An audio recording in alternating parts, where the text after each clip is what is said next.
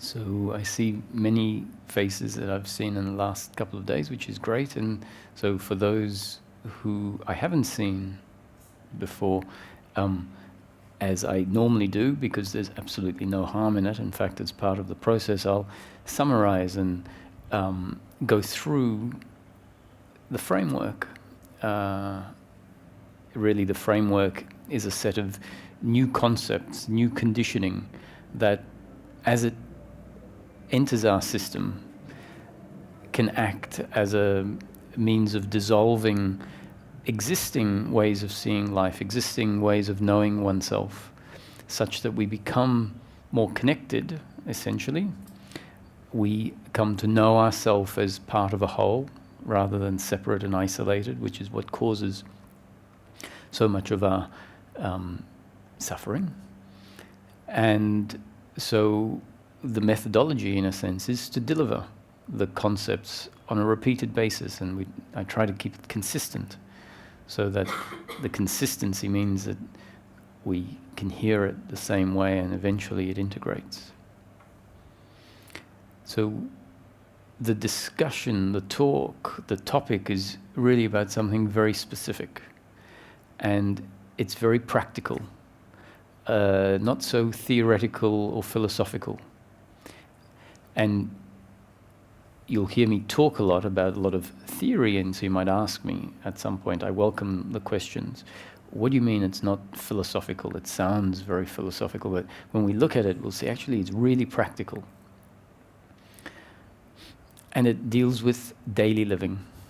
So the topic of the talk really is happiness for the human being in daily life. Everything that is said leads back to this topic of happiness for the human being in daily life, which really is what we are seeking intuitively. We have a wisdom that knows that the suffering that gets put in place as part of our development is not optimal. We could say it's not what our nature offers as potential. And so because this is intuitively known, a seeking happens. At first we start seeking happiness in outcomes, in pleasure, and that just creates more suffering, because happiness isn't to be found in outcomes, in circumstance. Circumstance and outcomes are a significant part of life. They're part of the flow of life, part of the circumstantial aspect of life, and the biology either appreciates or doesn't like what is happening in the circumstance, according to the biological preference. So to some extent, circumstance is important, but it's not important relative to our happiness, because our happiness is not to be found in pleasure, pleasure, pleasure, pleasure. It turns out that the happiness that we're looking for is happiness through peace of mind.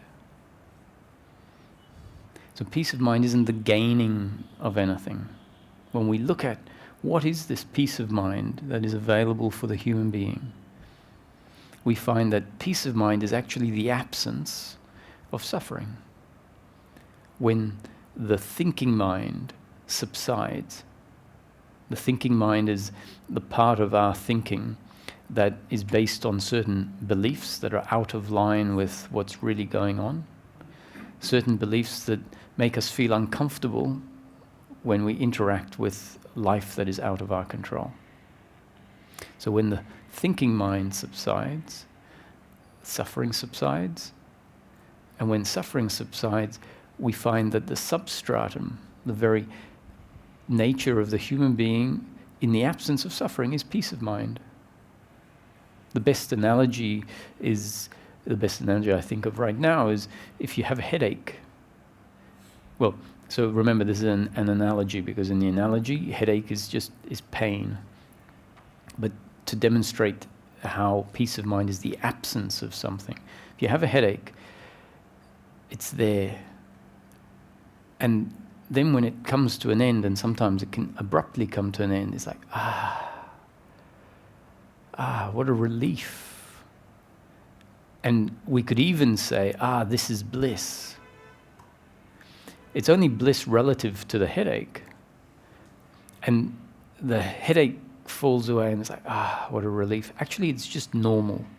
And after an extended period of time when the headache is not something we can contrast to as we could do in the moments after the headache, we stop saying it's bliss and we just know it as normal health. But it's something quite remarkable compared to the state of being in the pain of a headache. Now, suffering is not physical pain, that's why it's just an analogy. Suffering is an uncomfortableness with oneself, an uncomfortableness with life, an uncomfortableness with the other. Uncomfortableness is the word that I found was the best word when I went in as part of the seeking, as part of the contemplating. And I felt the suffering that was pointed at as being the suffering that can end. And I felt it. And the word uncomfortableness with oneself, uncomfortableness with life, uncomfortableness with the other, ultimately an uncomfortableness with oneself, that was the word that best encapsulated the feeling. And suffering can arise in many different forms. The 5 basic categories: guilt, blame, pride, worry and anxiety, expectation, and attachment to outcomes. So we'll talk more about them. And each of them, when each of them arises and you just feel it's like, yes, this is in this moment I'm uncomfortable with myself. On the top of that, so above that, we might find we're uncomfortable with the other. But really, when we go down into it, it's an uncomfortableness with oneself. And so it's that uncomfortableness that can come to an end. And that is the freedom, essentially freedom from suffering. The Buddha, enlightenment, it's great for us to have an understanding. That's why I'm talking about this in practical terms. It's great for us to have an understanding of what is this enlightenment that we're seeking. We've been forced to seek. It's almost like a disease that comes onto us. Sometimes people would wish it never started at some phases of the process. It's pretty intense. So what is this enlightenment?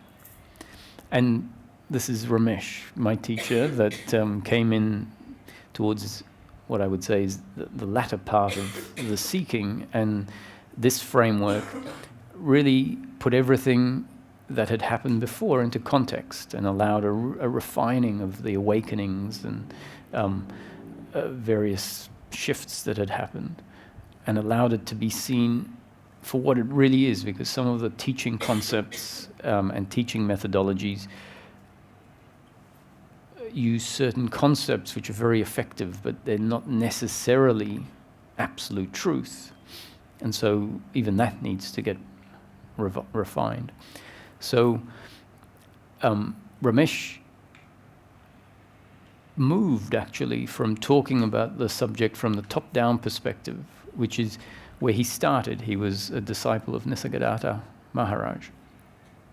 And he, as a natural progression of his own deepening understanding, which takes us from identifying with consciousness and awareness to coming back to being human, but human in a different way to previously. So as a result of his own deepening understanding, but also because of seeing people come to him and asking questions, and there was so much confusion. That's what he said. There was just so much confusion in spiritual seeking, even for those that had been seeking for 20 or 30 years. And had a lot of compassion for that. He said, especially for those who had been seeking for 20 or 30 years. They would sit in front of him and ask questions with tears in their eyes, saying, Ramesh, I'm frustrated. I've been seeking for 30 years. So he said, what are you seeking? And he was amazed at the answers that came. He said either the answer was sort of very confused and a bit of this and a bit of that and no real clarity about what it is that's being sought, or the look on someone's face was sort of blank, as if I've never thought about it. So this became the starting point of the framework to ask ourselves this really valid and practical question. Like, if you are seeking, doesn't it make sense to ask a very practical, what am I actually seeking in practical terms? Sort of, if we don't, it's like being told, go out and find the prize, and someone says, great, I'm going to do it, and they rush off out into the world. Suddenly they're looking, they're wondering, so what's the prize? And imagine you seeking for 30 years, maybe you haven't even realized you don't know what the prize is. So this was the question put forward, and I think it's supremely important. I know from personal experience that once that becomes clear, and it is something we can return to when we are frustrated, because by returning to the answer to the question, our focus is honed, and the frustration is usually because we're sort of lost in suffering. So what are we really seeking? What is enlightenment? According to this concept, this framework, enlightenment is the end of suffering. Enlightenment is continuous, unbroken peace of mind in daily living.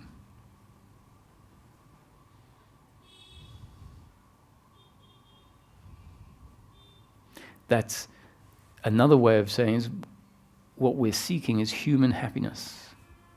Happiness for the human being in this life. What is happiness for the human being in this life? Peace of mind. What is peace of mind? Peace of mind is the absence of suffering. Equals enlightenment.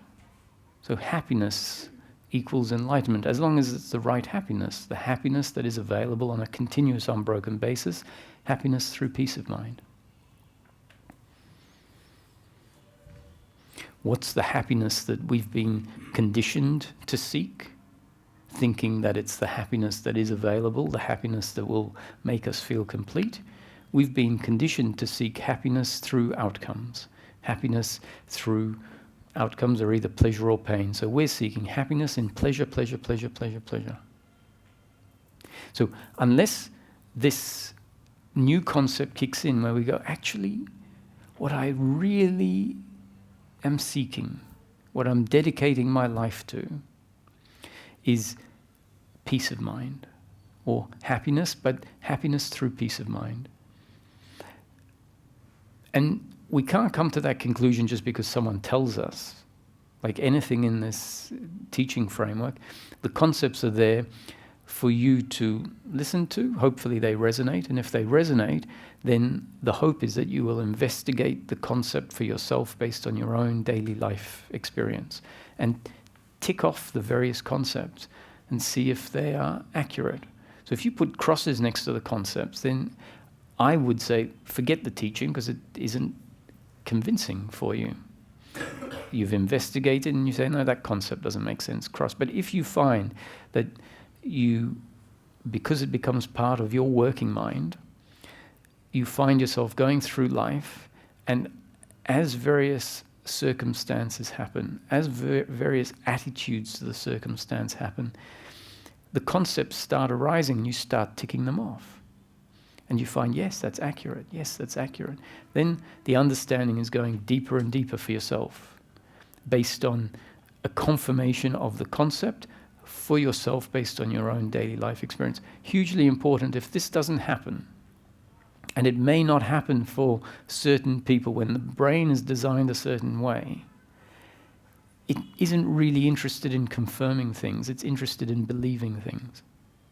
So when we find that we start being open, which means we don't reject ideas that are different to the ones we have, but we don't believe them. So we're curious, we're open, we want to check it out. Especially if it comes to, or it's said that everything that is said here is completely relevant from my personal experience, and when looking at wisdom teachings throughout history, we say it's talking about the same thing. When we're told this is completely relevant for what we're really looking for, then it makes sense. Hopefully we find that there's a receptivity, but an interest of checking it out for ourselves. So once we've checked out and said, is it true that what I'm really looking for and what is spoken about by enlightenment in practical terms is the end of suffering, meaning happiness in the form of peace of mind for the human being.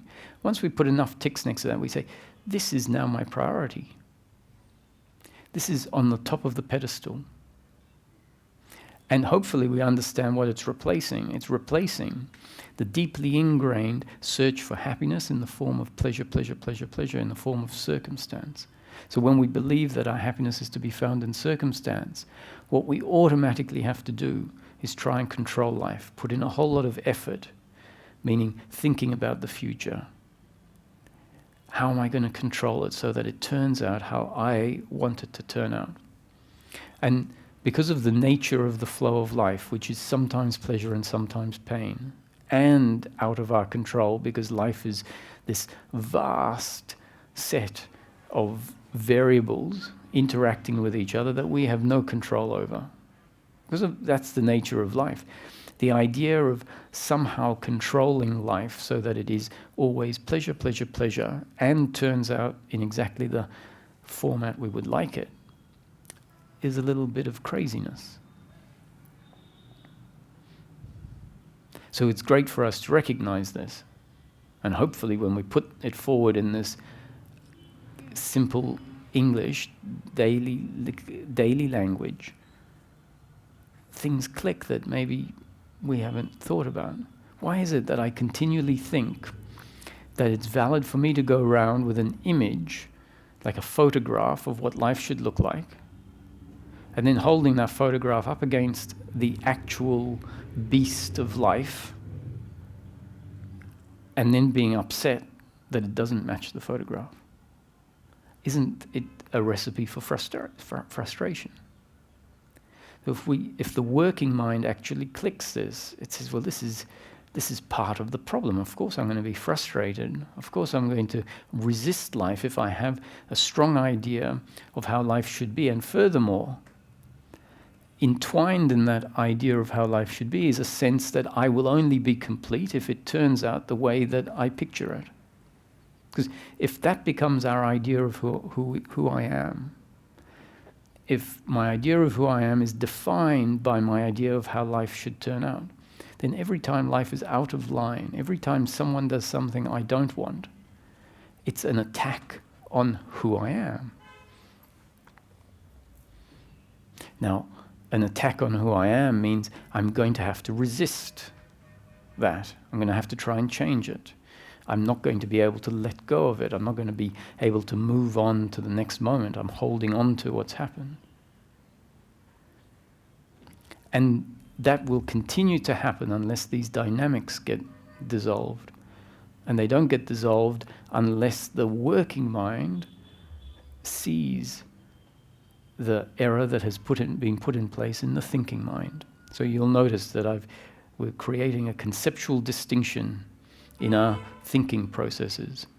We're creating a distinction between the thinking mind, where various errors have been ingrained as a result of our genes and up-to-date conditioning. So life has put in place that error in the thinking mind. And how does that error get undone? It gets undone in exactly the same way it got put in place, not by me or by you, but by life.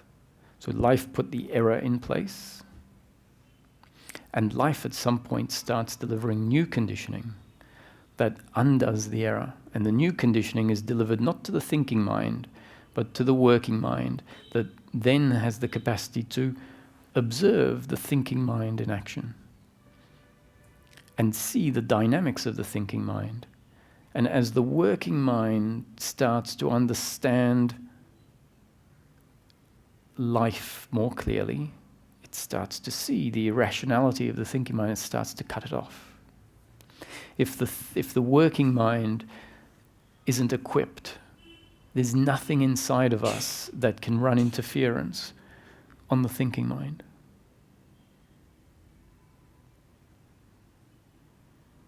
And so it perpetuates. It actually thinks that mental movement, that attitude to life is helpful and healthy. The thinking mind doesn't even realize that its functioning is creating a load of uncomfortableness on top of the pain that inevitably arises from time to time in life. The working mind starts to see this. So there's a quote by Einstein which is often heavily misunderstood and misquoted in spirituality. And the intellect is highly underrated in spiritual seeking, often because we only see the thinking mind, and we see the thinking mind as thought. We see at some point that it's the problem, and so we say, I don't want to hear any more concepts. That's the problem. My freedom is freedom from concepts. Now that is sort of like throwing the baby out with the bathwater.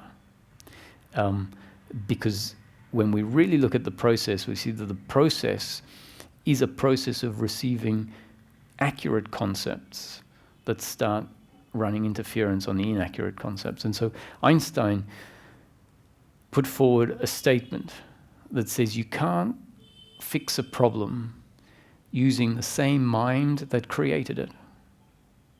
Really makes sense. That's why it's so important to create this conceptual distinction between the working mind and the thinking mind. The thinking mind and the working mind. You can't cause a problem or solve a problem, which is the thinking mind, using the thinking mind. That's essentially what happens when, in spiritual teachings, we're told that the egoic part of us grabs hold of the concepts, and the ego tries to solve the problem, which is actually just feeding the egoic aspect of ourselves.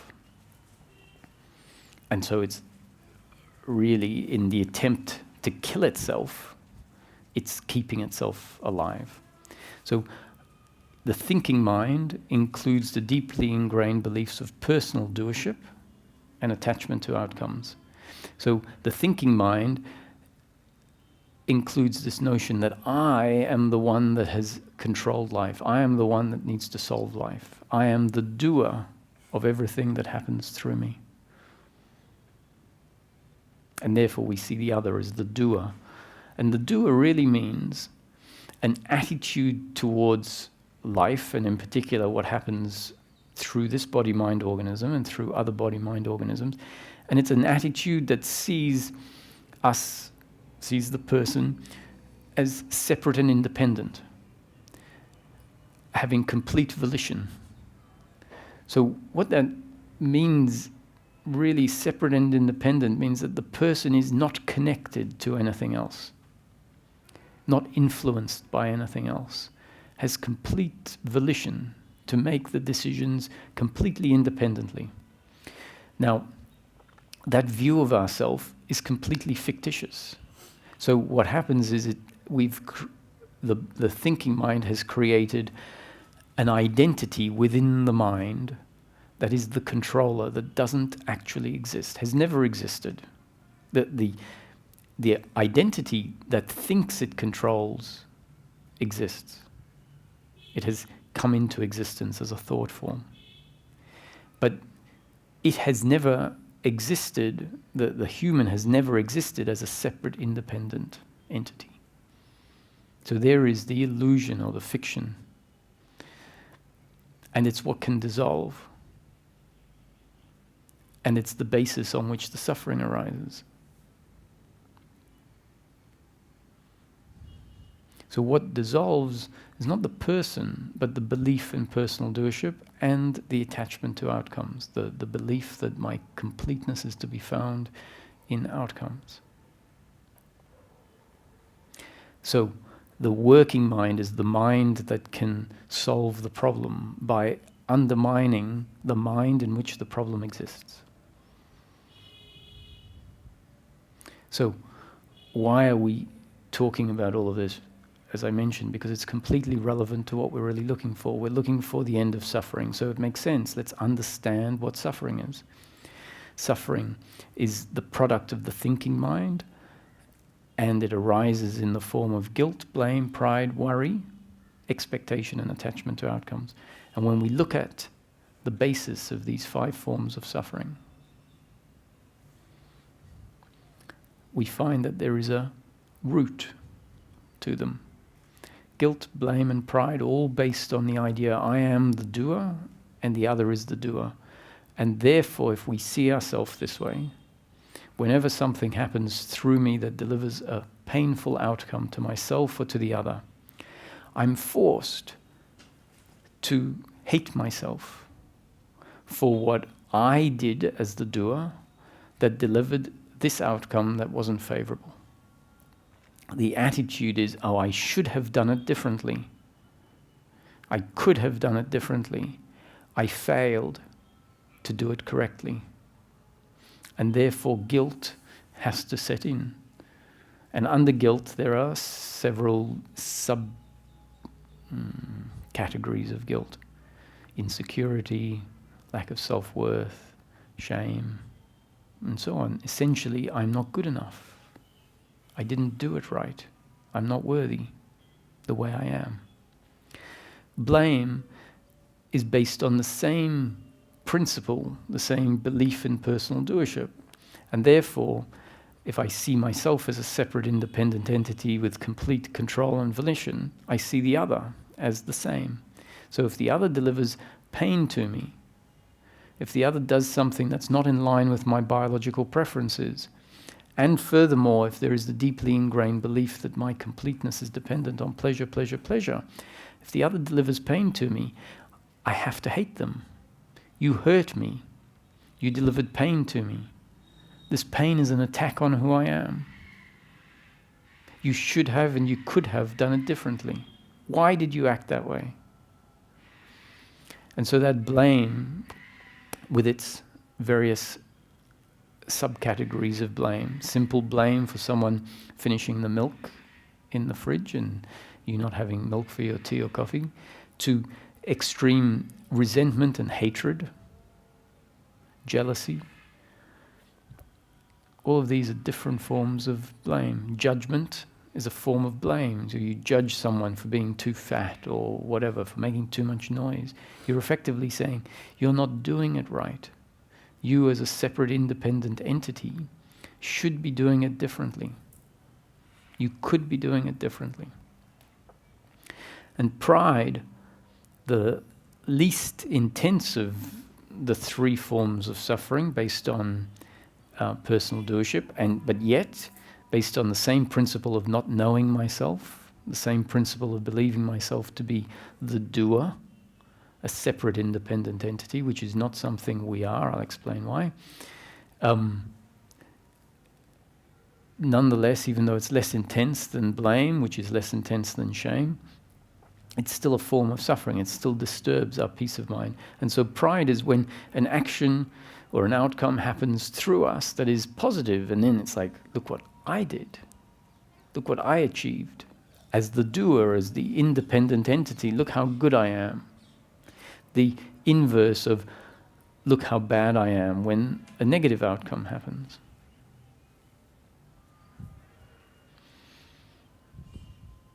So all based on the presupposition that I am an independent doer.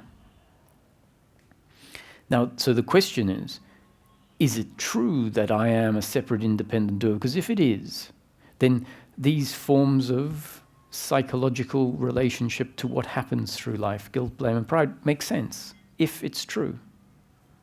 And then we sort of should hang our boots up and say, well, actually, peace of mind is not available, because if I do something that delivers a negative outcome, and I am this entity with complete volition, then I'll have to hate myself as being the orchestrator of that outcome. And so then we have to say, well, peace of mind is just not available, because if the other hurts me, I have to hate them. The good news is that on investigation, we find that that's a complete fiction. And so if that's a fiction, it means that this belief in personal doership is an error, which is great news, because errors can be fixed. If it was the truth, well, what are you going to do? The only thing you can do is delude yourself, which will work for a little bit, where you pretend something, but it's not going to be sustainable. It's not going to hold up to the strongest of scrutiny. So knowing that that's an error is great news, because it makes sense, it can get corrected. The other forms of suffering are expectation and attachment to outcome. So expectation and attachment to outcome are based on the idea that my happiness is to be found in outcomes, based on the belief that what I am will only be complete at some time in the future, at some time when I have all my ducks lined up in a row. And so that also needs to be investigated. Is it true? Is it true that my happiness is dependent on outcomes?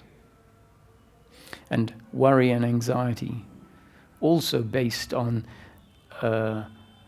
needing the future to look a certain way, hoping that it doesn't turn out of line with our preferences.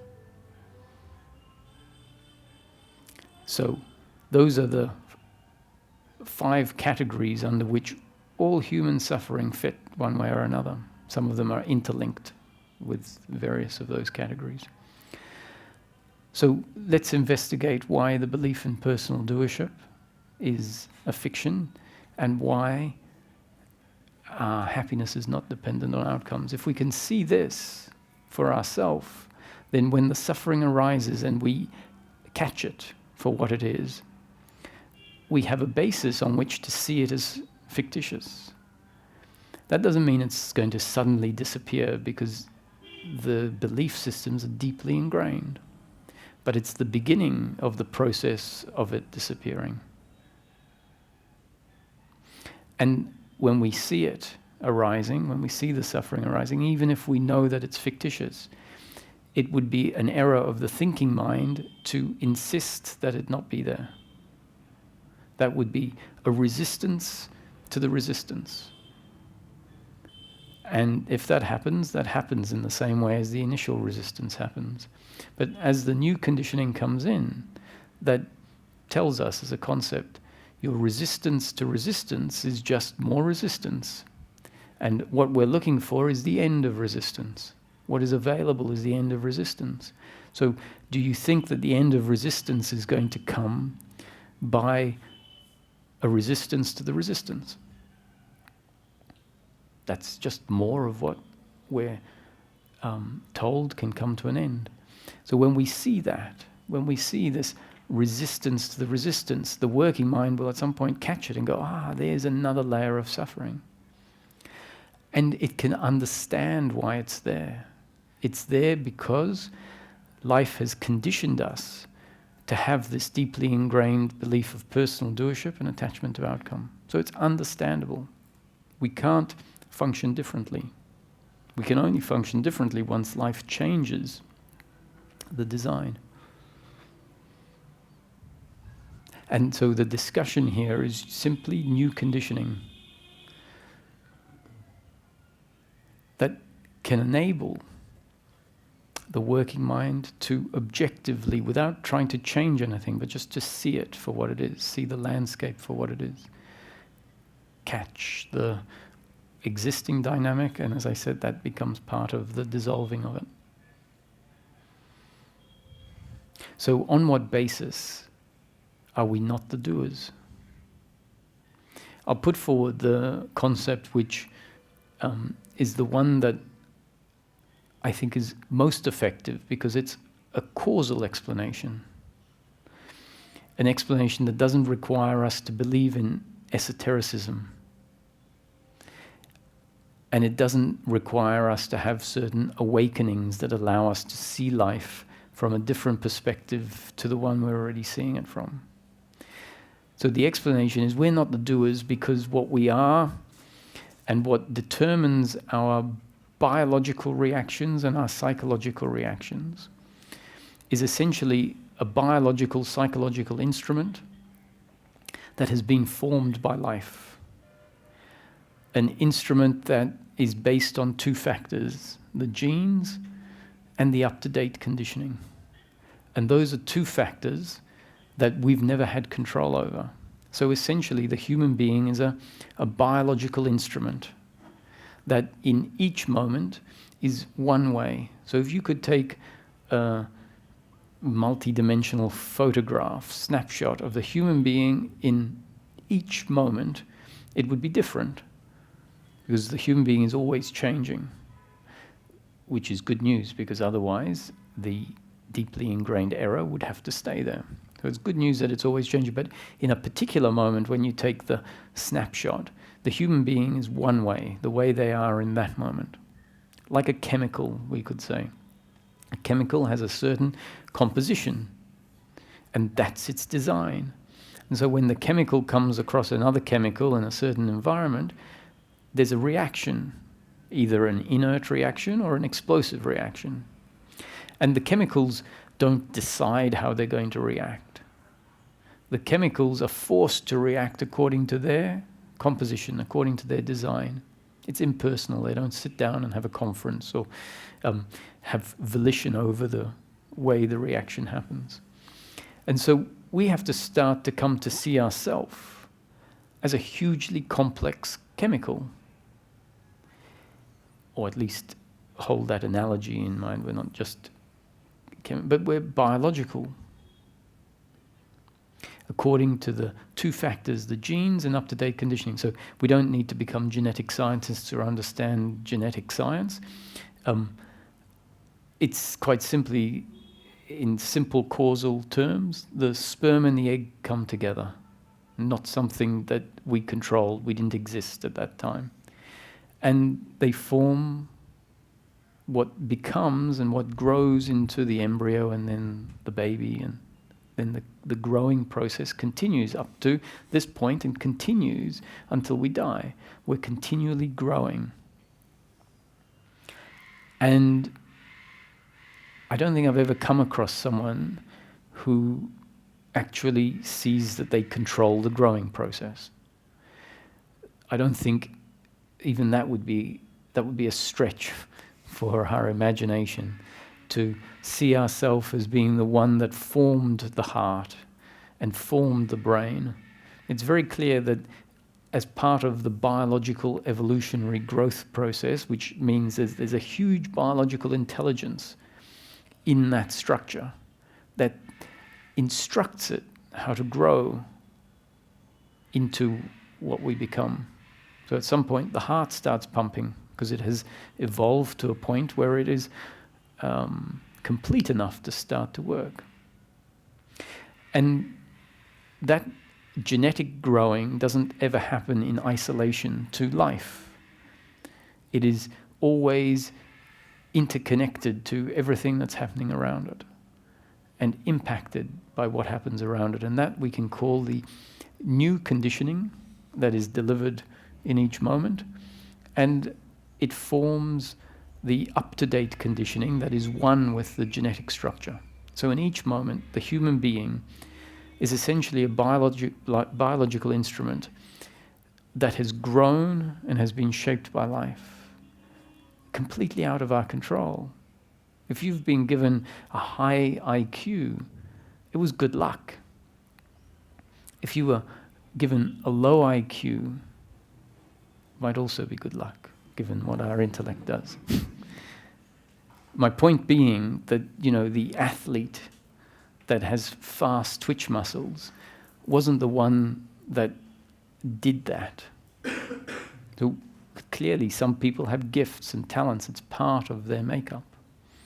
And then the thinking mind jumps in and says, yes, but I trained for 7 years as a physician or as an athlete, and I worked hard to develop it.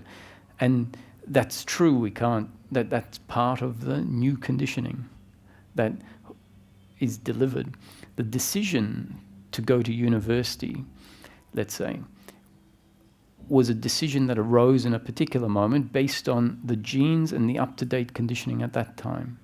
So that decision, which we claim as my choice, it was a choice. There were options, multiple options, but not my choice in the way that the thinking mind imagines. Now, what I'm putting forward here, actually it baffles me in a way. It doesn't, because I understand the nature of the confusion. it baffles me, and it doesn't, as to why it's not understood so simply.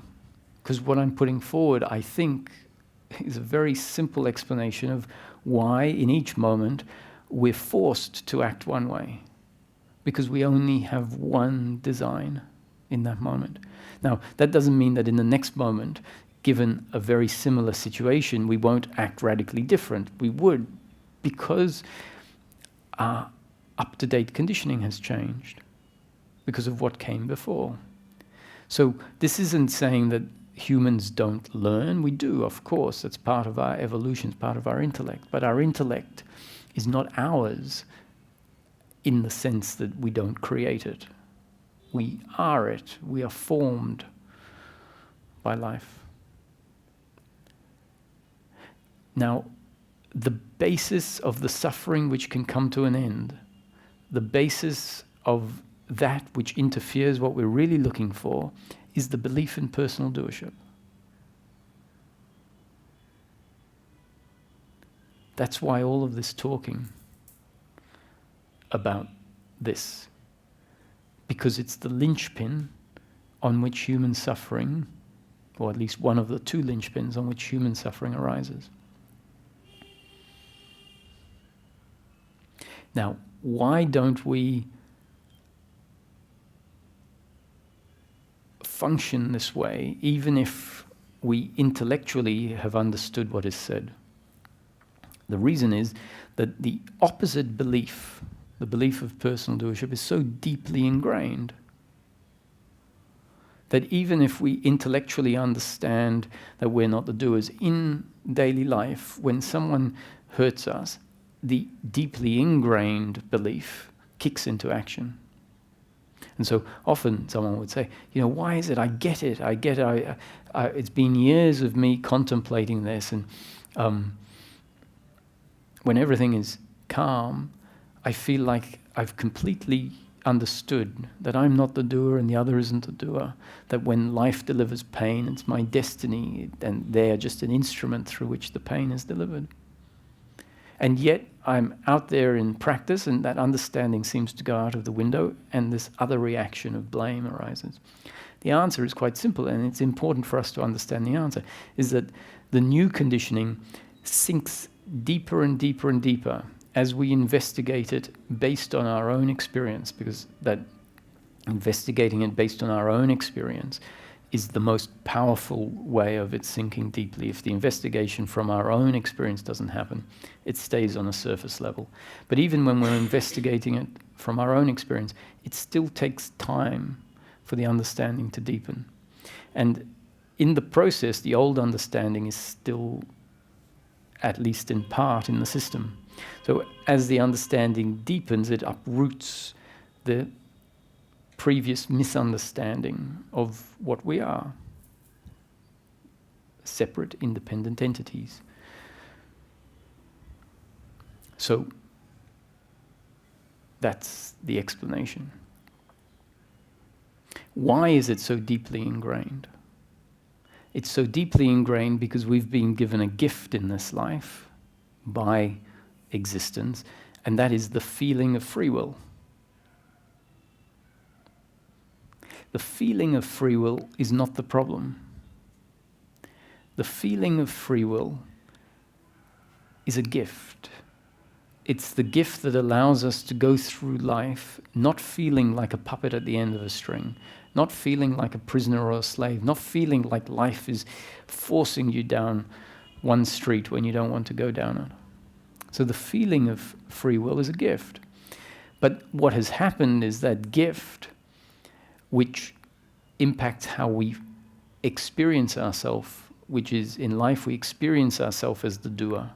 We feel like I'm the one that chose to have a sip of water now. And thankfully that feeling remains, because if it dissolved, it morphs a little bit. But if it dissolved such that we say there isn't a feeling of free will, then we really would feel like a slave, and there wouldn't be a sense of freedom. There'd be the opposite. So because that's in place, And it's in place prior to any spiritual seeking happening. And it's there moment after moment after moment after moment. Of course, the intellect, the thinking mind, says, well, I feel like I'm the doer, so I must be the doer. And the belief in personal doership gets put in place. It gets put in place deeply, deeply, deeply, because the sense that I'm the doer is there moment after moment after moment. So for 30, 40, 50, 80 years, it's always there. How on earth are we going to form any other belief if our experience is I'm the doer? So that's the explanation of why the belief in doership is there. And it's also why external pointers are required to direct our attention down to the level on which we can see, even though I feel like I'm the doer, in theory, I'm not.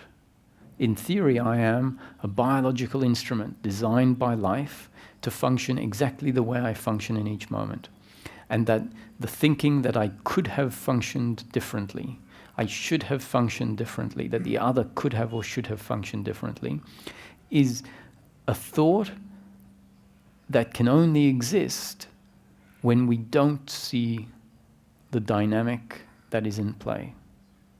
Once we see the dynamic in play, we see that each action is an action that had to happen based on our genes and up-to-date conditioning and the circumstance. If the action was different, if the thought was different, if the emotion was different, it would simply mean that the circumstance was different or our makeup was different. So once it becomes clear the action is an output of a circumstance we're not in control of and of a design that is a certain way, then any thinking of why did they act that way? Why did I act that way? I shouldn't have acted that way. They shouldn't have acted that way. Becomes redundant. It becomes unable to happen. So it's effortless to stop blaming. It's not something we do. We don't have to apply ourselves moment after moment to ensure we don't blame.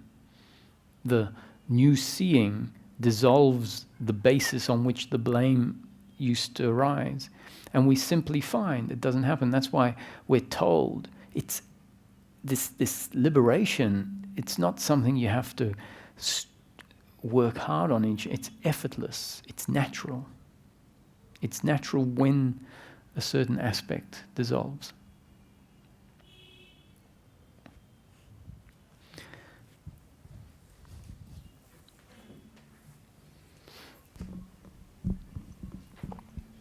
Roger, since listening to you last year, I practiced essentially just watching whether I was in control or not. Is the microphone on? Yes. Oh yeah, yeah. In control or not, and so I started to see that there wasn't a me that decided to cross my legs, and there would be a relief, a letting go and a relief that would happen. But it doesn't last very long. Mm-hmm. Thinking starts again and then off I go again. And I can't say that I'm a very dedicated practitioner, that I'm on it all, but I've done a fair amount. And so if I'm hearing you right, you're saying that's just a matter of time, that you keep that up, that it grows, and that it will undermine, keep undermining normal way of thinking. The thinking mind thinking. Yeah. Yes, and the importance really, because if your thinking is not so disturbing, it's still suffering, but you aren't particularly interested in it, or there's no motivation to do anything about it. Well, there is. There is? I still get pretty passionate about things or get tied up in all kinds of things, but I do keep coming back to that, and there is that relief that comes from seeing that there is essentially the feeling that there's nobody there and a sense of relief. But that's as far as it goes, and it doesn't. That's all I'm getting out of it. Yeah. So in periods when the thinking is there and it's clearly, let's say, blame towards the other, the hope is that at some point, without us trying to get rid of the blame, because if we kick in and say, okay, the blame shouldn't be here now, I'm going to fix it, that is a new form of suffering. It's not blame anymore, but it's expectation and it's doership. I'm going to fix this. But without that being the case, if the working mind has been conditioned to see that blame is attributing personal doership to the other, in the very thought process of blaming the other, we are saying you could have done it differently. Especially, I'm talking about the blame that extends horizontally in time. The anger in a particular moment when someone does something is not the suffering we're talking. That's a biological reaction of anger. And that makes sense. That's not going to go away. If it's your predisposition to get angry. If it's not your predisposition to get angry, you won't. But the biological anger is one thing. The horizontal thinking about what happened and continuing to resent and blame the person for what they did is the suffering. And so if the working mind says, look, this suffering isn't comfortable, right? So it's not saying it's not comfortable and I want to get rid of it, it's just calling a spade, right? It sees it's not comfortable, it is disturbing my peace of mind. That's step one. Step two would be to understand, not only is it not comfortable, but I see it's dynamic. It's attributing personal doership to the other. And step three is to understand that that personal doership doesn't make sense based on what you've come to see for yourself. Like crossing your legs is one thing. There's an urge in the body, and it sort of drives you to move, drives you to cross your legs. Just like when hunger arises, it drives us to get up and move towards the fridge. If you have an urge to go to the toilet, it drives you to go to the toilet. You don't get up and go to the toilet if you don't have the urge. So we see that a biological urge arises, and then a movement happens, and we claim ownership and say, well, I did that. But actually, it was completely influenced and determined by what came before it, which wasn't something we did. We didn't create the full bladder. And more specifically, the response to the brain of a full bladder. So that moves us. And when we look at our thinking, which precedes so many of our actions, including actions that hurt people, not intentionally necessarily hurt people, but they just, we might forget to pick someone up. Now, that's definitely not your doing, because forgetting is the absence of remembering. That's just a unique little category. When we look at all of our thinking, we see that our thinking arose because of something that we saw, smelt, tasted, touched, heard in a particular environment, something that we weren't in control of, and a thought arose based on our particular makeup. And so we can then say, wow, even the thinking is a consequence to the external environment that I wasn't in control of and my particular makeup. So I wasn't in control of that thought. If the environment was different, a different thought would have arisen, or no thought would have arisen. So on investigation, we can really start to see I'm not the doer. And if that's deeply understood, then when the suffering is there, and it's understood to be based on a belief of doership, at least something in us will say, so it's not true, right, is one relationship to it. And it's not true can just get us to stop. The thinking can just stop when we see it's not true. It's like if we're talking about a subject and then we realize, hey, what I'm saying is not true, we can just stop. Whereas if we think we've got something true to say, we'll carry on. But sometimes understanding it's not true doesn't cut it off. But at least it will say, I'm not going to pay too much attention to it. So correct. Now, that's something that needs to happen. It's not something you can do. It needs to happen based on the deepening of everything we've been speaking about here, and a deepening of the seeing and understanding of what we've been talking about here. And the way that happens is simply by you standing under the shower. This is the shower, right? And so when you stand under the shower, you're getting wet. So as you're going through life, if you're interested and you're watching YouTubes, you're reading, you're contemplating, you're going for walks in the morning and you find the thinking happening, you're coming to satsang, it is happening. There's nothing more we can do.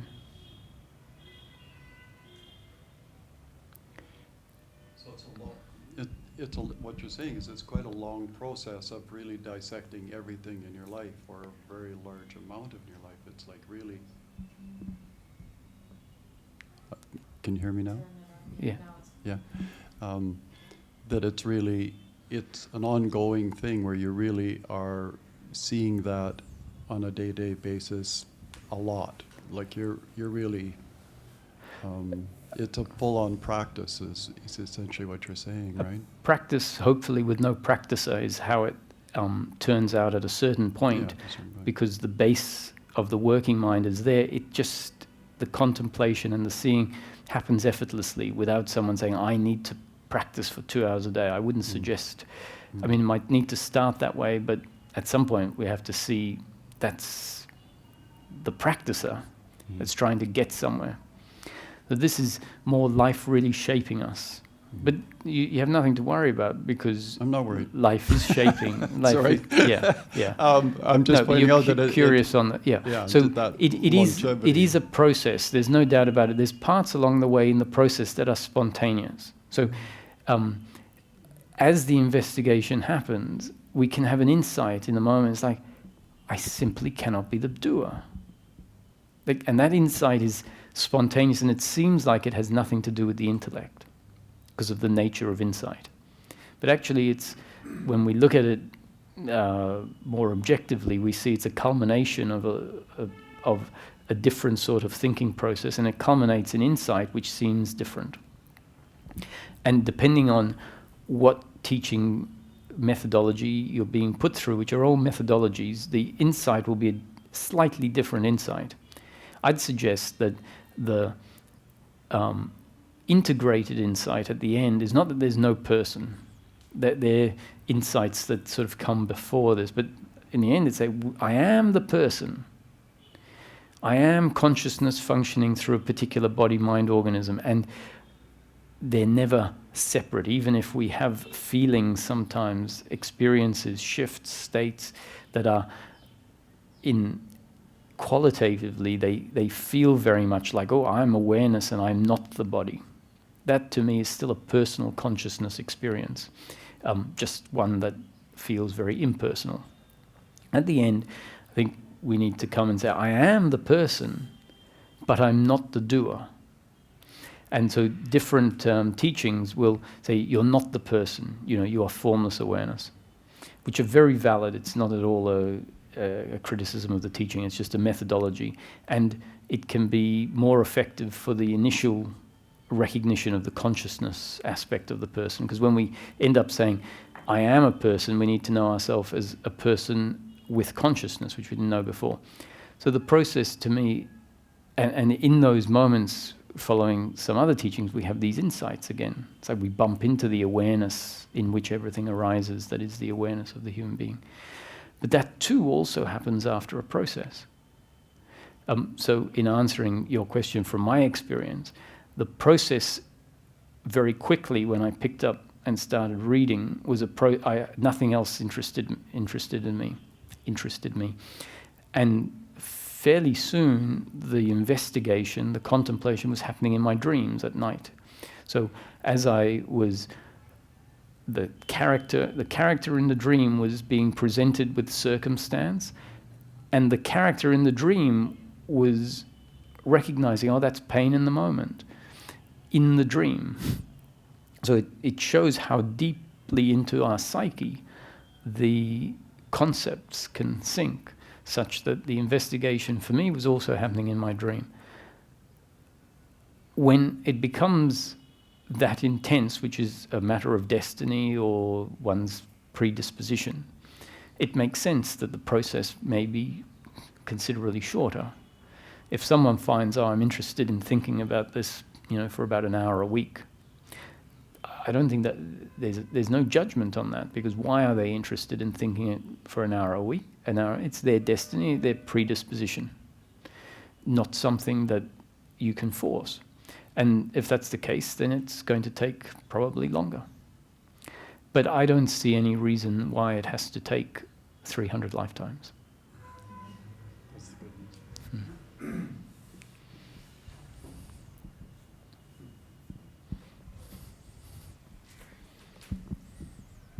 Remind me to go back to the other linchpin on suffering, which is attachment to outcome, because I think we more or less wrapped up an explanation of how we can come to see that we are not an independent doer, how we are always influenced by life, that we are a product of life, essentially, which then means that I can see that I'm always connected to Source, which is the end of a separation. Seeing ourselves as this separate, independent entity is a psychological separation where in reality it doesn't exist. I am a product of life. I am therefore an extrusion of Source and always connected to Source. So we'll talk about the other. Not being the doer and knowing that you're not the doer, it's a pretty difficult thing to understand intellectually. And I have this image of you walking around saying to yourself, I wonder where I'm going, or what I'm going to be doing next, because in some ways maybe you don't know while you're doing it. You're talking about my experience as opposed to your experience? Yes. I'm just kind of wondering how it actually functions in you, that understanding, and how decisions are made, or how you feel decisions are made as you go through your day-to-day life. Yes. It's a good question, because somehow, or not somehow, it's a result of the way that the teachings have been delivered, the conditioning has been delivered, and there's a reason for it, is that it makes enlightenment seem radically different on so many levels. And there's a reason for that. It's part of the sort of spiritual marketing, in a sense, of getting the ego to be interested in this by creating essentially something that the ego doesn't have, that it could have, that is amazing. And it's a form of keeping us interested. And as we go through those processes, eventually they start correcting that and start telling us it's actually very ordinary and da-da-da-da-da. But they become, that's usually when you've got a teacher and you're interacting with one-on-one, and it's a progression of the process. To be honest, when people are looking at teachers as if they're God or something, and I don't get that, thankfully, because I wear jeans, I think.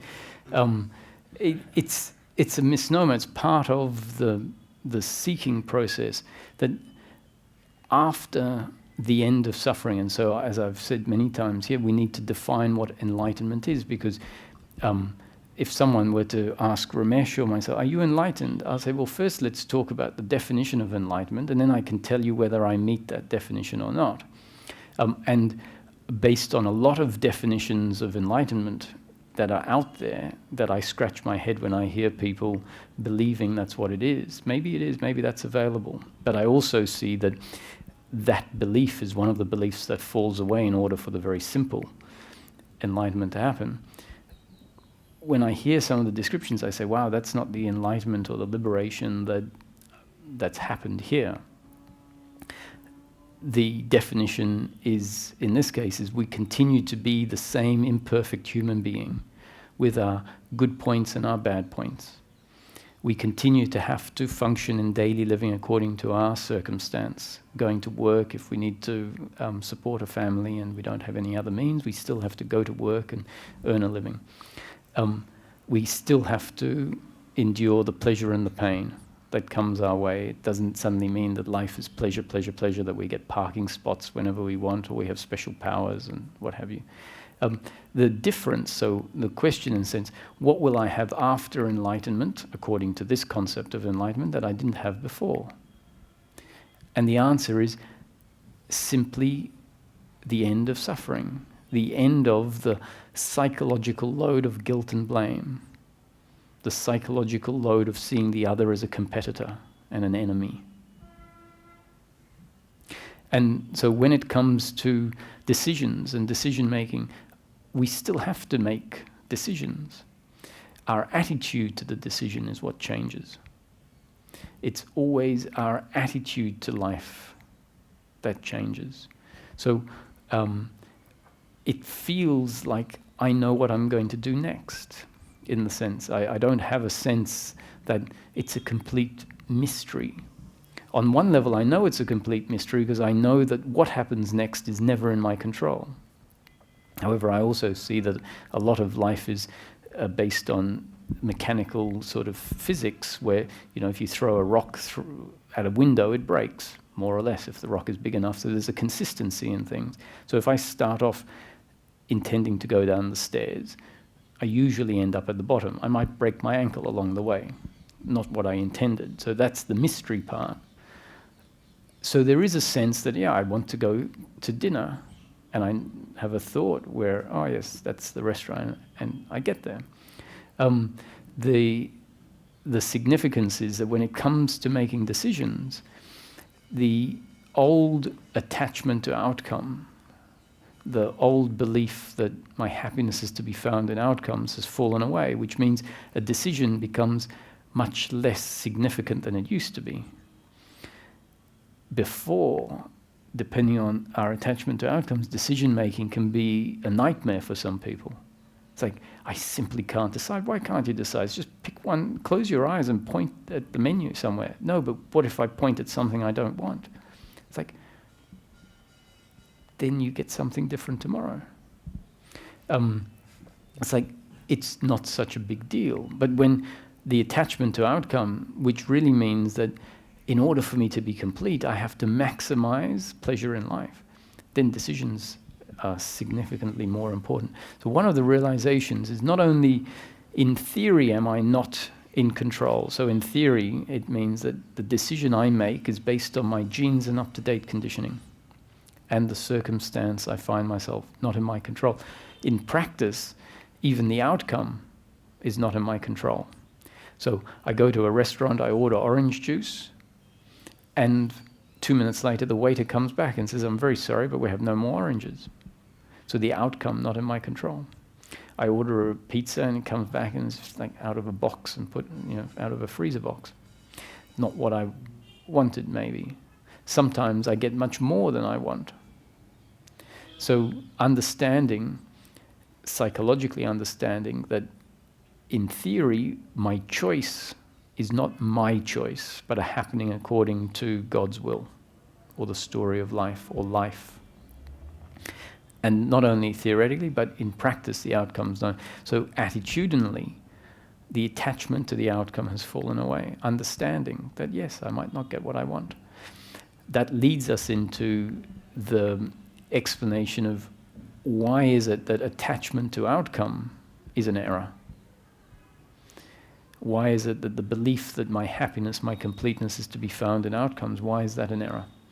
And the simple answer is that when we drop into a deeper part of ourself, when we drop out of the thinking mind that is resisting pain in the moment, we find that there's a peace that exists, that's available, even when circumstance is not pleasurable. And so if we can drop into a part of ourself outside of the thinking mind that is at peace, even when life is delivering pain, then we start getting first-hand evidence that my nature below the thinking mind is not dependent on outcomes. So once we have that feedback, it's like, yeah, decisions, who cares? So, so it still feels like you're making a decision when you do it. It's just you're not attached Yes, to what happens. that's right. So there's a subtle changes that there's the feeling on the surface that I am the one deciding. And simultaneously, there is a very deep understanding that I'm not. And the paradox has to be there when the understanding sort of integrates. It isn't one or the other. It's both. So there is a sense that I am being lived. That's a very significant part of the teaching. We are all being lived. But and to some extent, we can actually feel like I'm being lived, like I'm being guided around. Like it feels like the words are coming out of me. I'm not doing it. It feels like it. But simultaneously, there's still a sense that I can say something different now. I'm going to change tack. And that's the beauty, is the both. And sometimes when we hear certain teachings, including this one, that I'm not the doer, we imagine that the sense of free will has dissolved because we just feel the I'm being lived part. The other is still there, we just aren't appreciating it's still there. And so someone would say to me, no, I don't have the sense that I have free will. And I'd say, I know what you're saying. What you're saying is you've seen past the belief that you have free will, and so now theoretically you know you have no free will. And you may even feel like you're being guided. I can really appreciate that. But what I'm calling the sense of free will is you also feel like you're completely free to stop and turn around and make a new decision to go to a new restaurant. So yes, the feeling. And so there is also a theory of as if, which means when we really integrate, we actually come back and live as if we are the doer. Not pretending, but that's actually a description of how it feels. I live as if I am the doer, knowing deeply that I'm not. Yeah. May I have the mic? This gentleman was going to ask a question before, but you can go next. Green light means on. Go. Hi, Roger, I'm Bart. How about? I wonder, like, feelings of like when you describe the situation at the restaurant, when you don't get the pizza you ordered, you get a different one, or you don't get any one. Mm-hmm. There's still disappointment, right, at that moment. Yes. Right. Yes. In the moment. Because in your presentation up till now, it's very it's talking about the functioning of the brain, and what I miss is where's the juice? You still laugh, obviously. You still are disappointed. You still have all those emotions come up. Can you say something about that? Yes, sure. It's got more to do with our limited idea of what the brain produces, really. So that eliminates, that says, where's the juice? So I appreciate the comment, because what I mean by that is that reducing humanness down to, at least on a biological and psychological level, down to genes and up-to-date conditioning can seem like, well, yeah, where's the space for love, for example? And so what I'm saying is take the full range of humanness with all the juice, with love and all of that, and all I'm not reducing the experience down. I'm just explaining it in a different way and saying it's because of genes and up-to-date conditioning. And then we can hear genes and up-to-date conditioning, and we sort of project onto it our idea of what that will deliver. And we might think of things as being very mechanical. But actually genes and up-to-date conditioning, as we know because of our experience, are so complex that they produce this massive range of human sensation, feelings, emotions, thoughts, the whole gamut is a result of genes and up-to-date. So the juice is contained in the explanation that we are a result of this genes and up-to-date conditioning, which is an amazing, when we look at it, this is with different eyes, we look at the design, the human design, the life design, and it's a masterpiece. The complexity of the brain and the firing of the neurons, and God knows where the consciousness comes from. It's amazing. So I appreciate the question because it allows for me, especially on the recording, and a lot of people listen to the recordings, to say that reducing everything down to an explanation of genes and up-to-date conditioning doesn't at all reduce the human experience. It encompasses it. Yeah.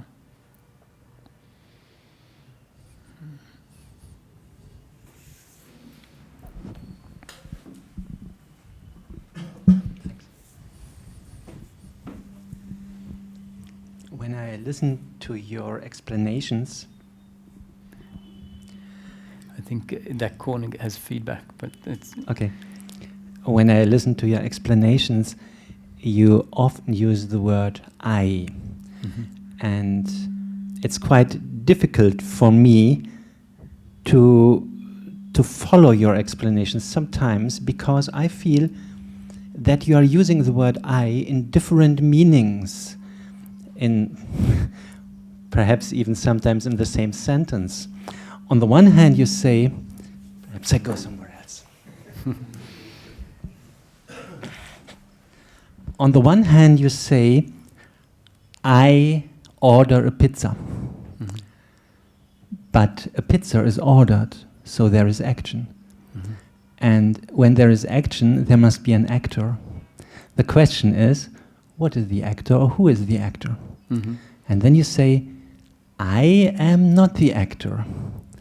Okay, one could agree when one has more concepts, but without any other concepts, that would be a contradiction. So in order to reconcile that, I'm trying to interpret what you mean. When you say, I'm not the doer, although action is being done, then action must be attributed to something or someone else. And obviously action is happening in this world, in this relative world, in this world of matter and mind. So perhaps we can say action is being performed within nature. It's happening in nature. Right? Okay? Or Yes, yes. Yeah. and then the question arises, what is this I in fact? And I understood you that this I is just consciousness, the eternal observer of all this. Okay? Well, I mean, I think, I'm not sure I would necessarily agree with all of the statements, but I appreciate the commentary, so we can work from that. Because the I, when I refer to I, it doesn't have to imply, I understand when we know doership, the assumption is there is a thinker of the thought. If there is speaking happening, there must be a speaker. That would be our standard way of understanding cause and effect. So I'm not sure, had you finished because from what you said, I have something, a platform to speak to, let's say. And the final point is, on the other hand, you said that you are influenced. So when you say you are influenced, then what is it in fact that is influenced by other actions? Is it really you, or is it that which on the other hand acts? Because from my point of view, if you are not an actor, then you can also not be influenced by anything. See, so I think what the standpoint that you're taking, which I imagine even from your experience, not just philosophically, is the standpoint of being the witness of everything that happens.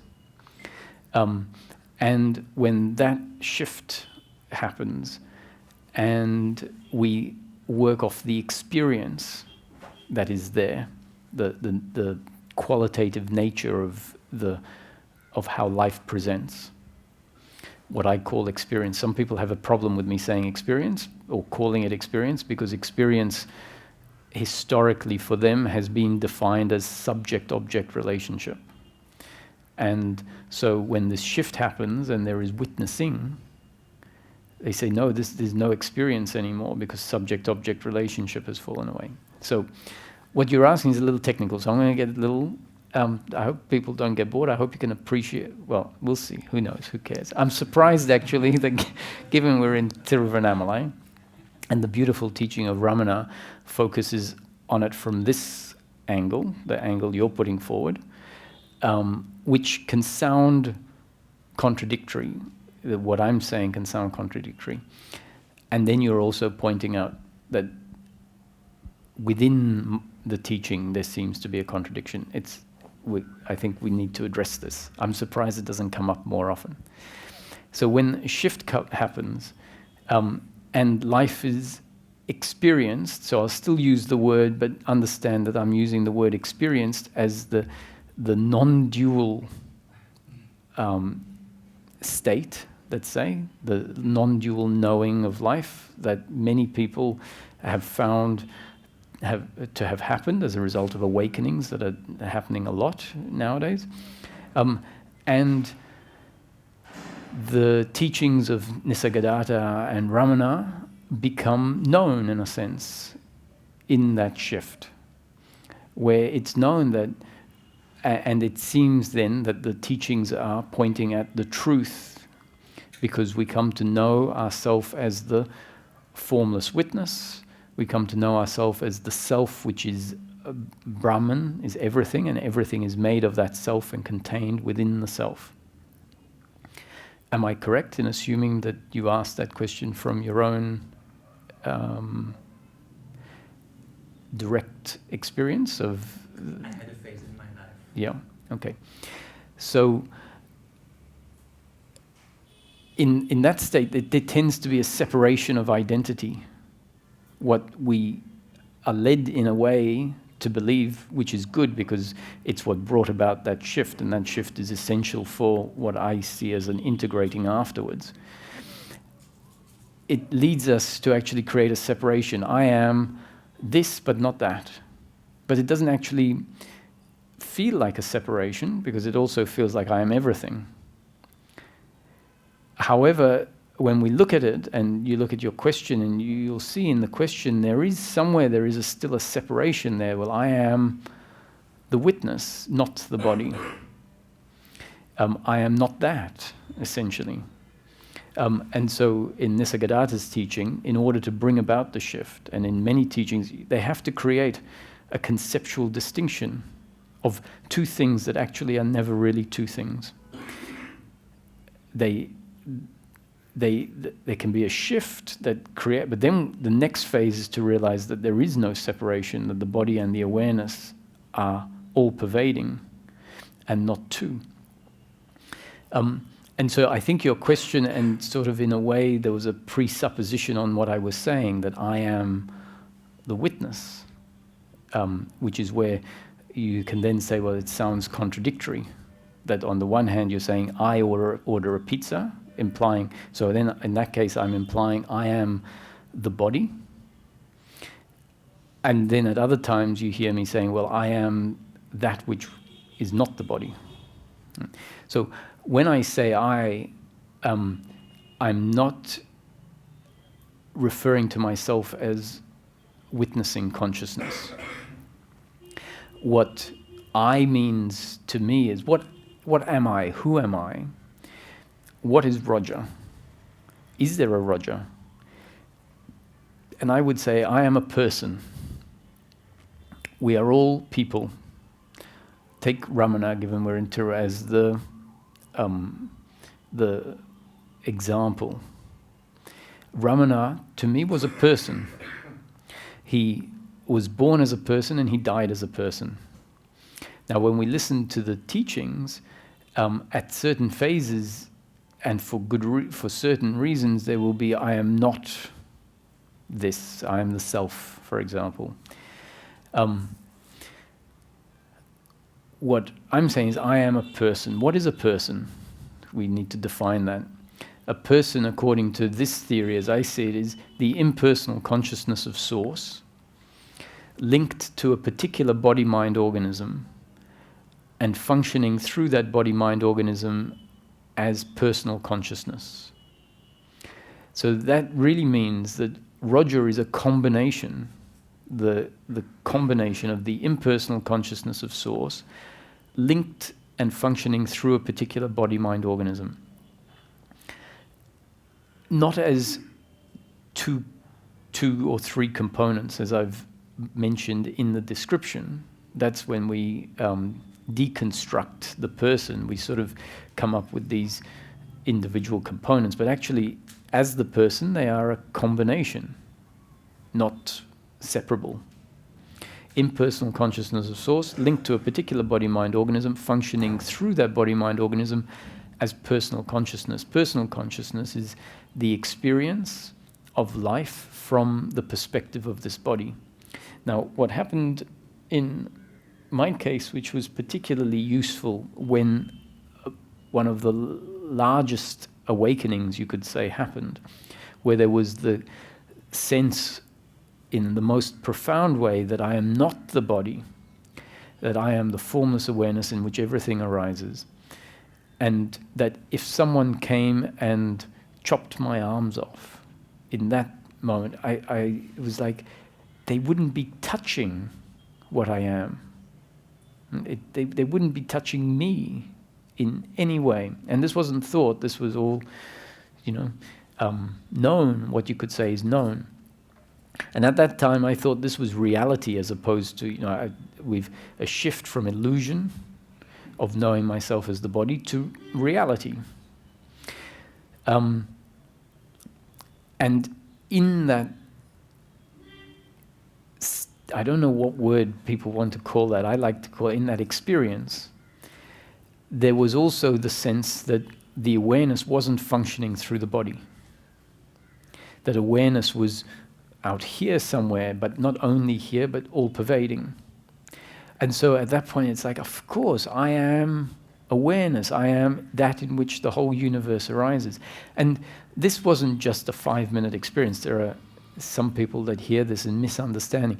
This was also an experience that pervaded in a more subtle sense for years, 3 or 4 years, on a continuous basis, because it can as the brain shifts.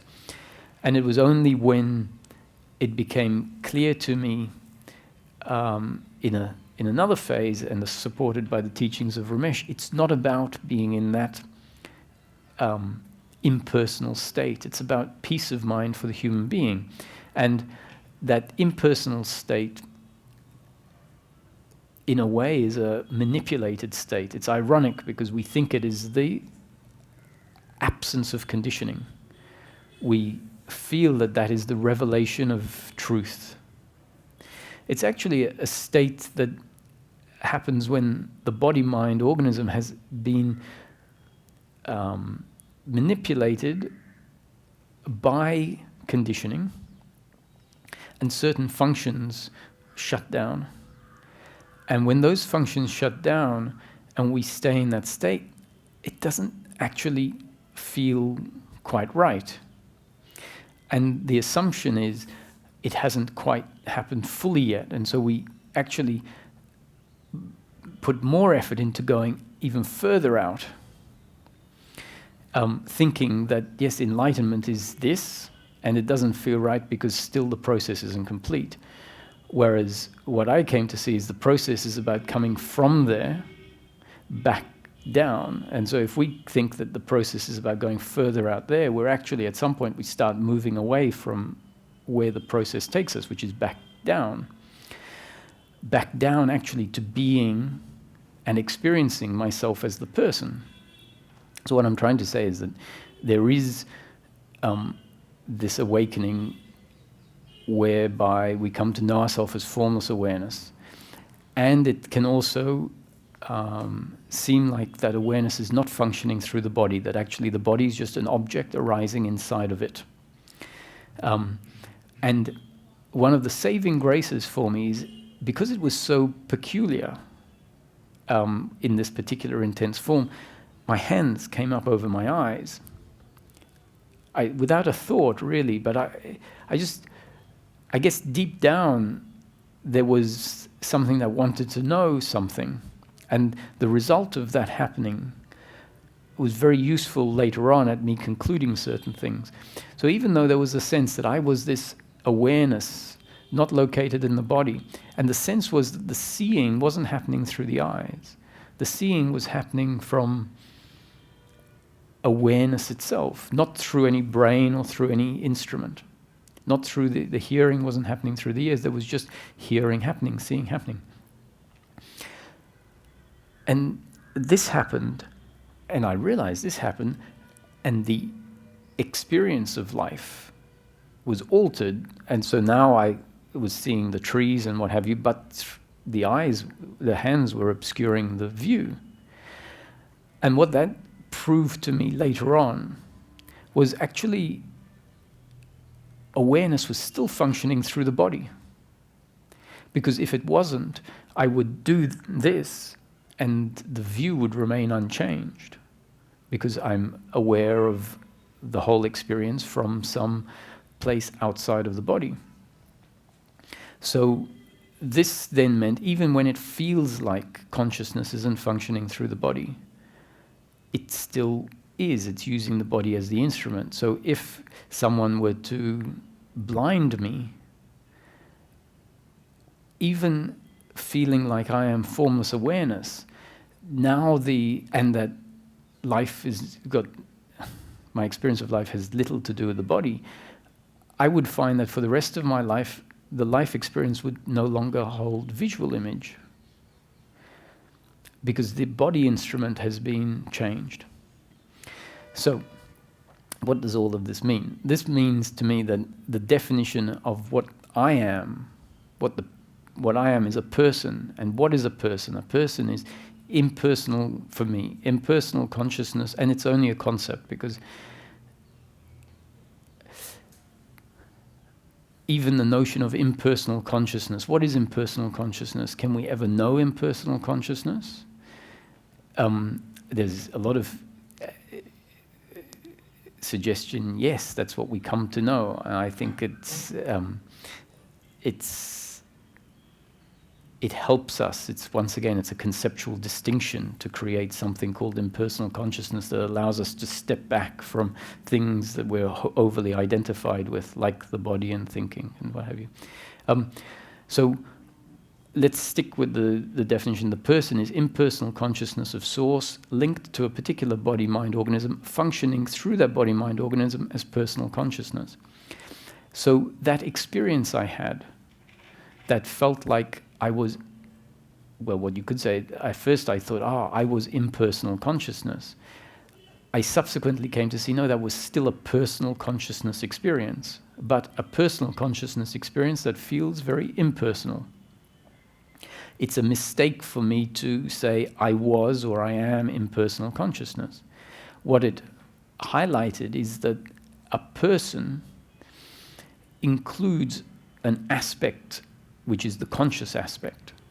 And often we're not familiar with what consciousness is. It's been there our whole life, and yet we haven't actually bumped into it. The consciousness hasn't awoken to the fact that it is the substratum of all experience, that if you take awareness or consciousness away, experience falls with it. That in order for there to be an experience of anything, there must be consciousness. And so then there is an awakening up to the consciousness aspect. And at first, because the awakening needed to happen through a methodology that said you're not the body, we then become, in a sense, identified as consciousness, where we started off being overly identified as the body, now we're overly identified as consciousness. And at some point we need to integrate the two and say, actually, no, I am the person, which is the combination of the body and consciousness. So when I talk about I speak of the person, which in large part is the biological, physical, including the brain. And so I order the pizza, I as the person. But I as the person also understands that I am a programmed instrument. Whereas before, I said, I am a person that is not a programmed instrument. I was still a programmed instrument. I was just programmed to think that I was not a programmed instrument. So we've always been programmed instruments. People is a combination of a programmed instrument and consciousness. Previously, when I said I, the programmed instrument was programmed to believe that I was a separate, independent doer in control, like an autonomous me. Once the programmed instrument realizes it is a programmed instrument, the fictitious me idea has been uprooted. But the programmed instrument through which consciousness is functioning and as a combination is the person remains.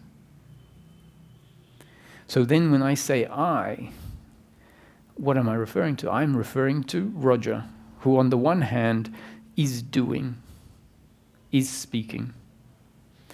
But knowing that I'm a programmed instrument, I can say speaking is happening. And if speaking is happening, I don't need to attribute a speaker in the old sense. In the old sense, if speaking was happening, there must be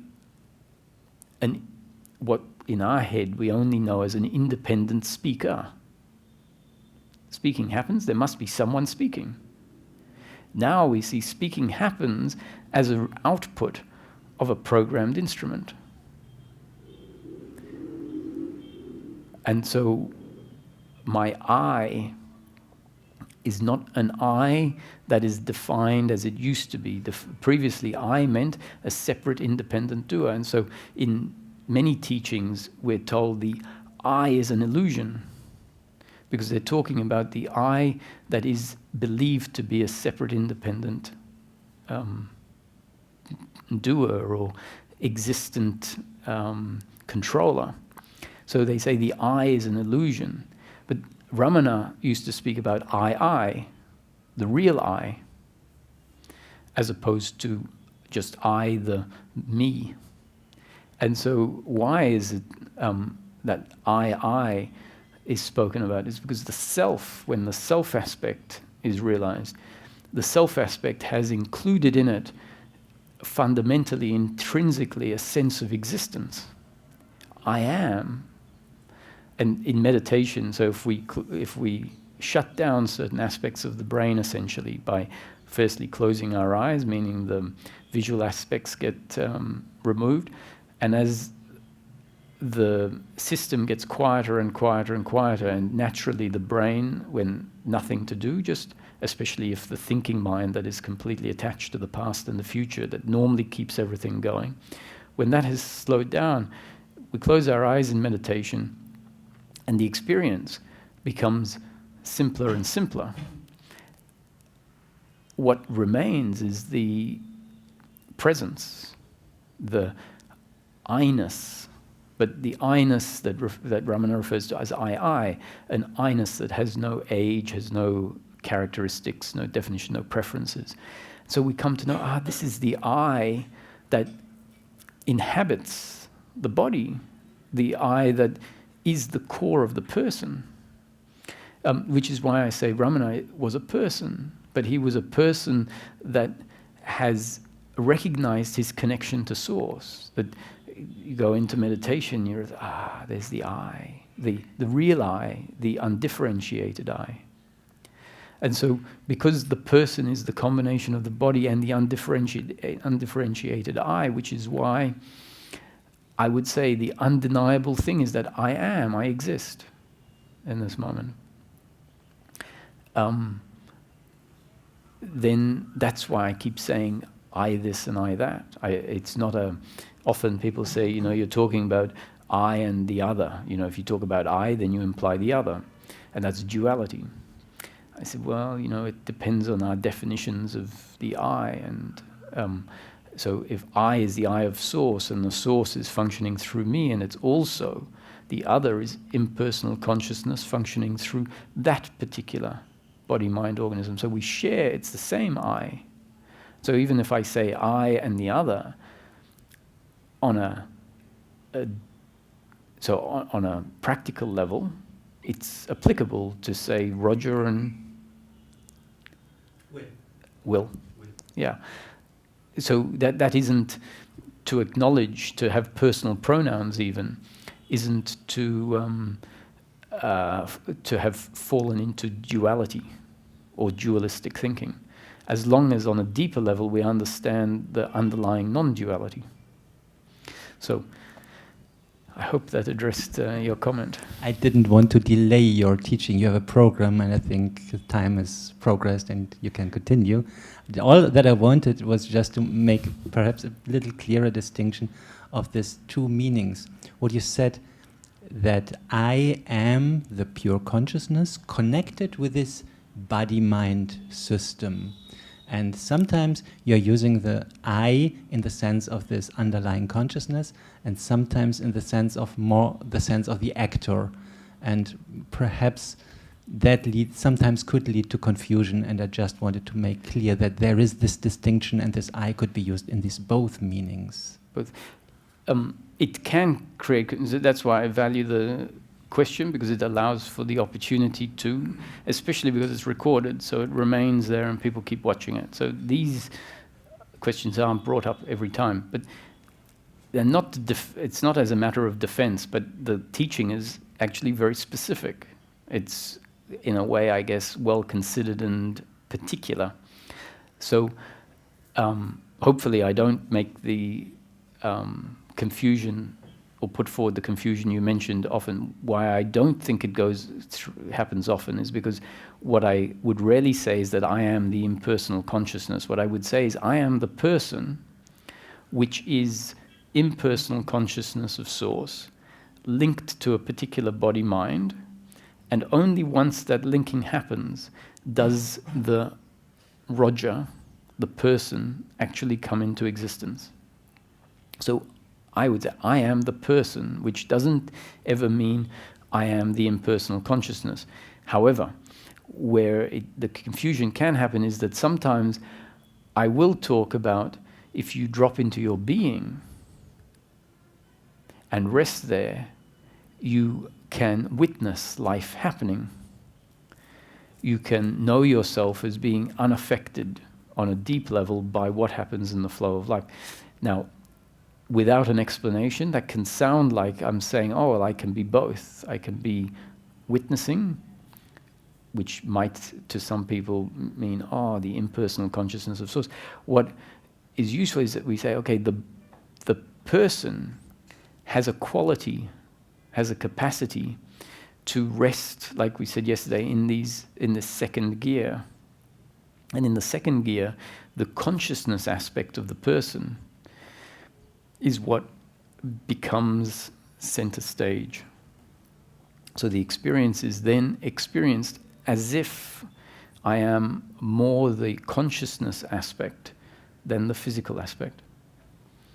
And so if I were to say we can rest in our being and witness life go past, in that case, I haven't suddenly separated the witness out from being independent from the person.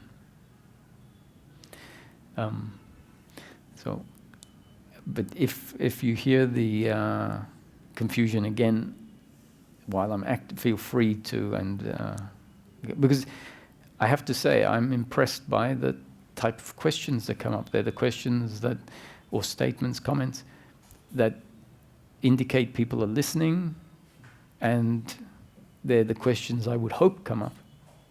Yeah. I'm glad you moved.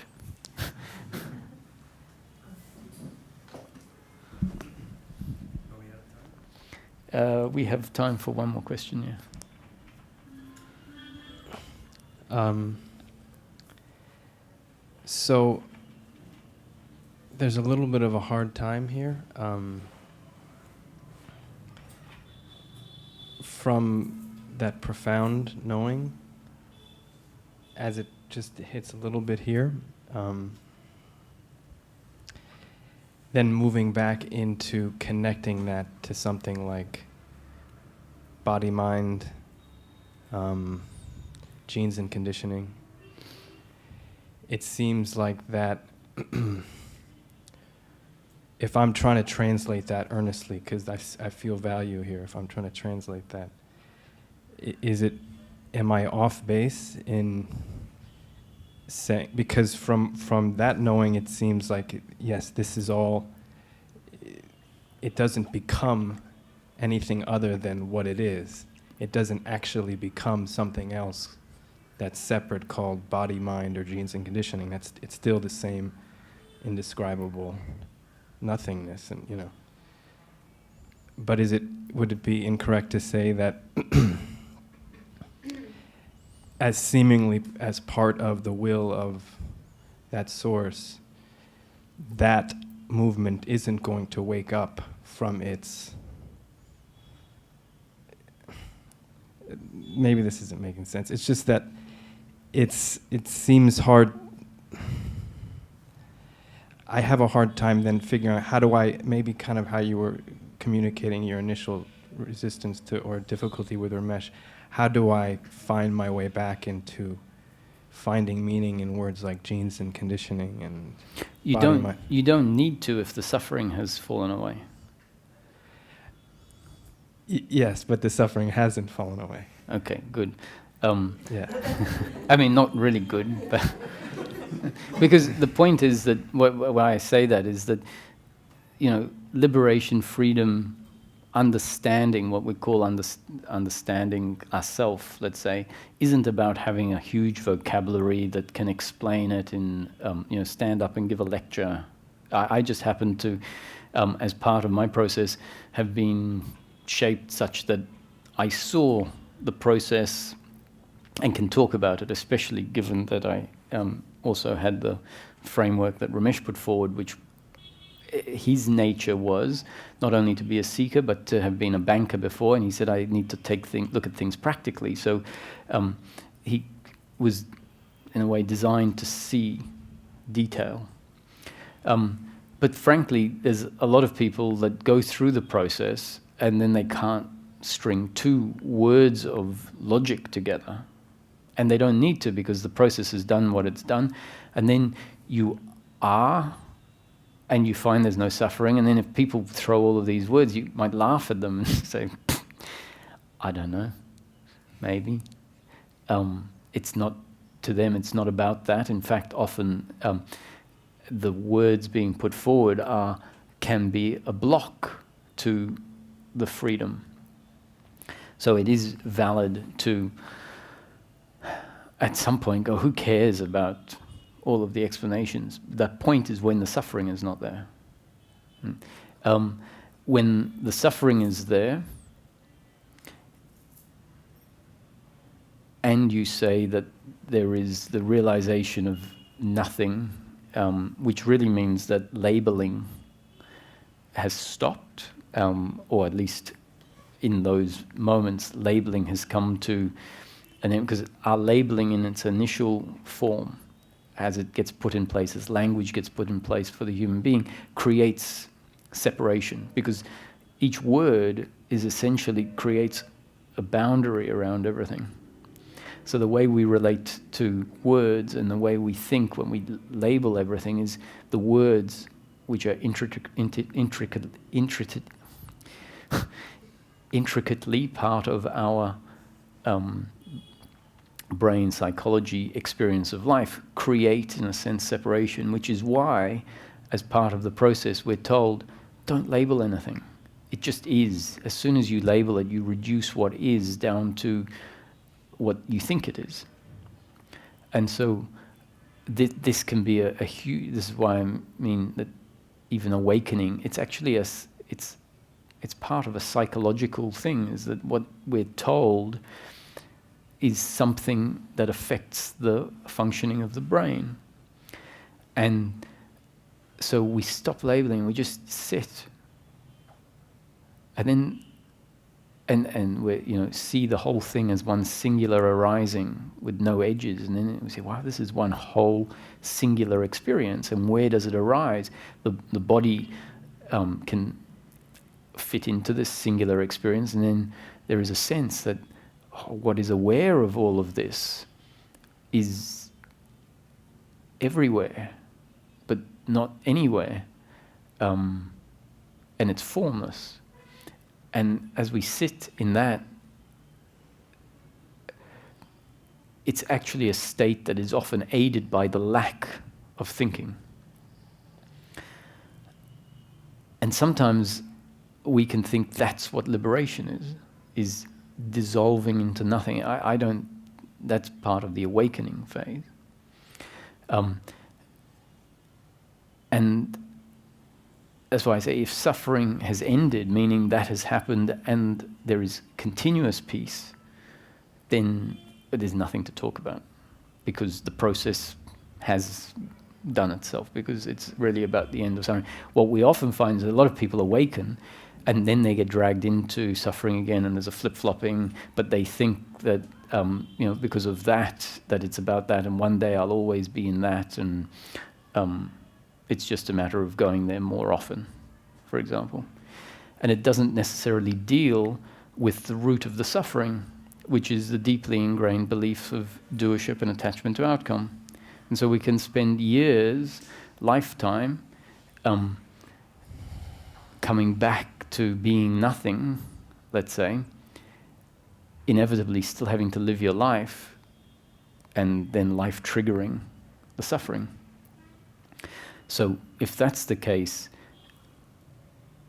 hopefully there is an appreciation that the awakening to the nothingness that is all pervasive and seeing non-duality on that level is supreme, is fundamental, is important in the process, because it gives us a whole lot of basis on which the thinking mind can see that its separation, its ideas of separation and doership are invalid.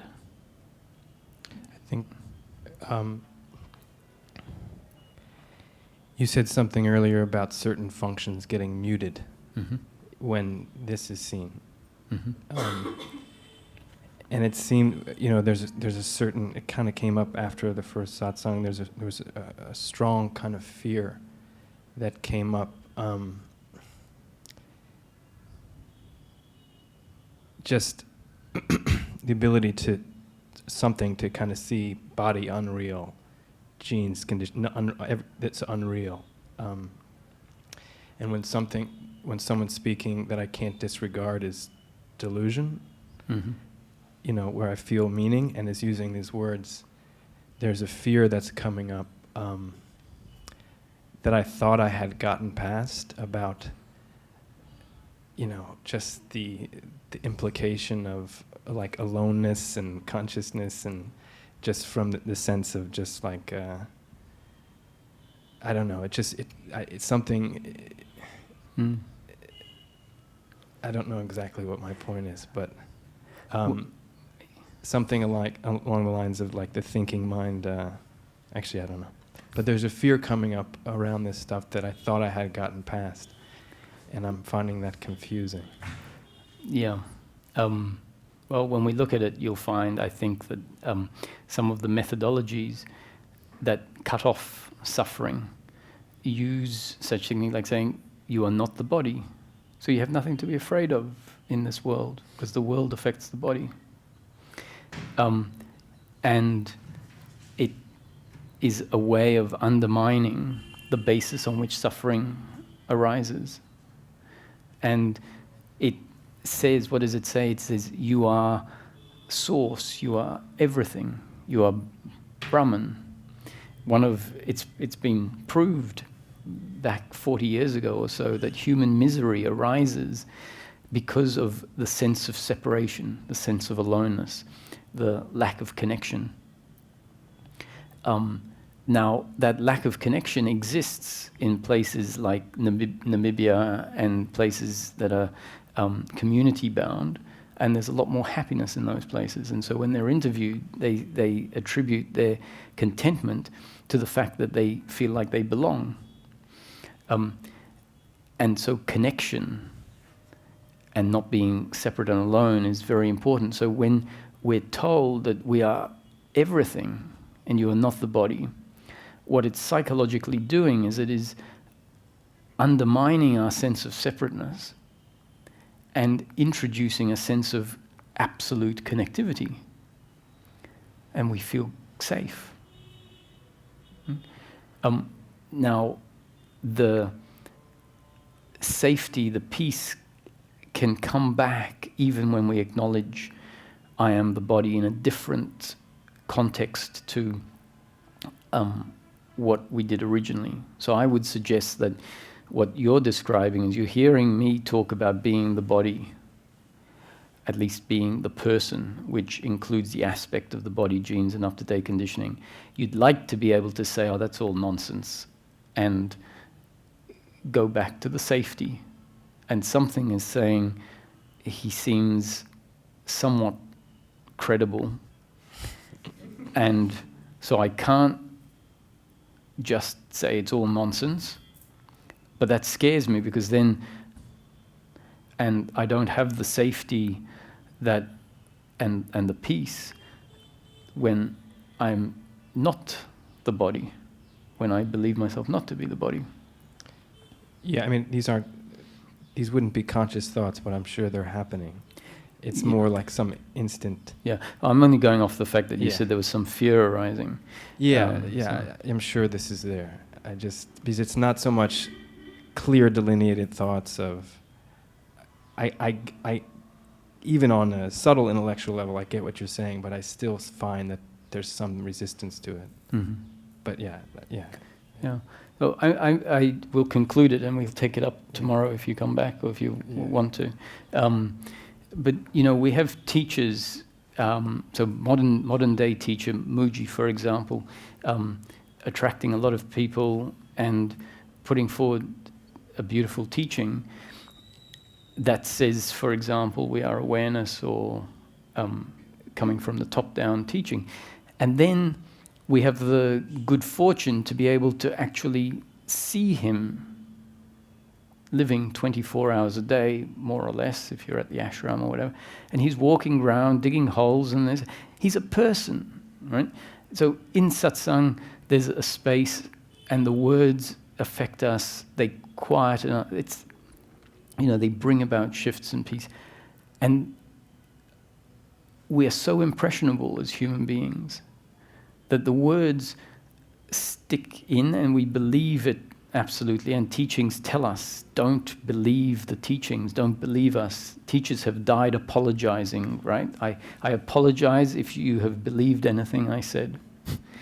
Ramana says, use this thorn to remove the thorn embedded in your thumb, but then throw both thorns away. This thorn is the spiritual concept that he knows will remove a belief, but he also knows it's going to become a belief for a while. And so we're so impressionable that we hear, I'm not a person, and then the person that says they're not a person, who knows that it's a teaching and knows that they're talking about trying to awaken the aspect of ourself, the consciousness aspect that hasn't been recognized, then walks around for us to see them as a person. A body that will die of old age, or of cancer, or of an accident, or something. And so that's why our attention needs to come back. And we'll see that even with this awakening, if we don't keep manipulating the brain and we just say, come back, and go, well, it's still here. And actually, it feels like I am the one sitting on a cushion.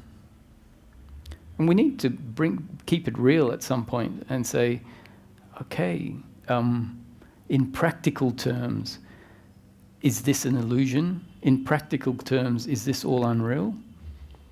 No, in practical terms, this is real. You hit yourself over the head, or someone hits you over the head with a chair. It's real. Now, in theory, if it's all an arising in consciousness, like a dream at night, in the dream, in practical terms, everything is real and solid. From outside the dream, it's all mind stuff. It's all consciousness. It's not real. To be in the dream and to be convinced that it's not real is at best the theoretical. The character in the dream can't jump out of the dream. It can't meet the real. The character in the dream can never meet the person sleeping. As soon as the person sleeping is there, the character dissolves. So we have to realize that awakening is not awakening out of the dream if it's a dream. It's about awakening maybe to the fact it's a dream, but then you have to carry on living in the dream as the character, functioning as if everything is real, because in practice it is. That's where we need to say, actually, I am the person. But after, well, not necessarily after, the awareness aspect, the consciousness aspect, needs to be recognized, because you can't know yourself as a person without knowing the consciousness aspect of the person. Otherwise, you know just one side of the coin. If you only know the consciousness aspect, you know the other side of it. You want to know the coin, which is both sides of it. So at some point, we need to keep it real. Thank you.